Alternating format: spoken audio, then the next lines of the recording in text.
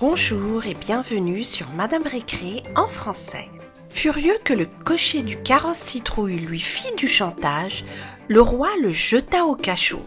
Et il ne voulut même pas entendre ce que le cocher avait à lui dire. Le roi était persuadé que le cocher était un menteur. Il dit aux gardes d'aller chercher Peppa et de la remettre elle aussi au cachot, car c'était bel et bien elle la coupable, en tout cas d'après lui. C'était une belle journée et il y avait un superbe spectacle de troubadours sur la place publique qui était pleine de monde. Georges attendait patiemment que sa sœur revienne de sa petite promenade. Et justement, à ce moment-là, Peppa arriva et était sur le point de lui raconter cette rencontre extraordinaire qu'elle venait de faire. « Georges, tu ne vas jamais me croire, j'ai fait une rencontre incroyable. J'ai rencontré... » Mais elle fut interrompue au même moment.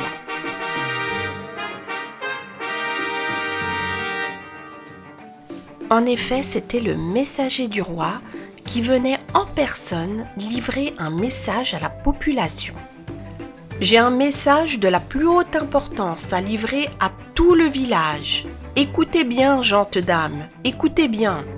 Au nom du roi, Son Altesse royale a ordonné la remise au cachot sur le champ de la gueuse Peppa, fortement soupçonnée d'avoir empoisonné les princes Danny et Pedro.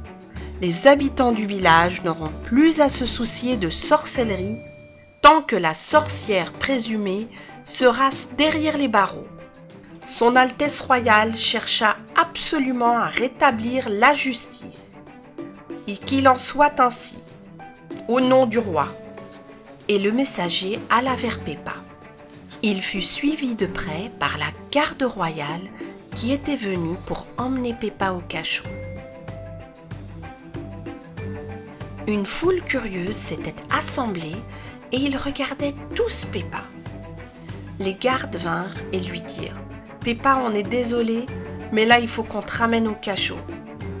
On ne fait que notre devoir. » « Je sais, je comprends. On y va. » Et ils partirent. Georges était ahuri. Décidément, le sort était vraiment contre sa sœur Peppa. « Peppa, ne t'inquiète pas, je vais faire tout ce qui est en mon pouvoir. Je ne m'arrêterai pas jour et nuit pour te sauver de là. Et vous, qu'est-ce que vous avez à regarder? Ma sœur est innocente, vous comprenez? Elle est innocente. » Mais tout le monde le regardait sans rien dire. On aurait dit qu'il préférait ce spectacle à celui des troubadours. « Je n'ai rien fait, je ne suis pas une sorcière. Je vous jure. » « Attends, arrête 2 minutes. Bon, écoutez, là. Allez, circulez, il n'y a rien à voir, là. Il n'y a rien à voir, le spectacle est terminé. » Quel curieux, alors. Vous avez entendu le garde? Circulez, il n'y a rien à voir. Ma sœur est innocente. Elle n'a rien fait. Je le prouverai, vous verrez, et vous allez tous le regretter. Vous allez présenter des excuses à ma sœur, vous verrez. Ma sœur est innocente. Le cocher du carrosse citrouille était dans sa cellule quand tout à coup, il entendit des bruits de pas et la porte s'ouvrir. Quelle ne fut sa surprise quand il vit Peppa en personne.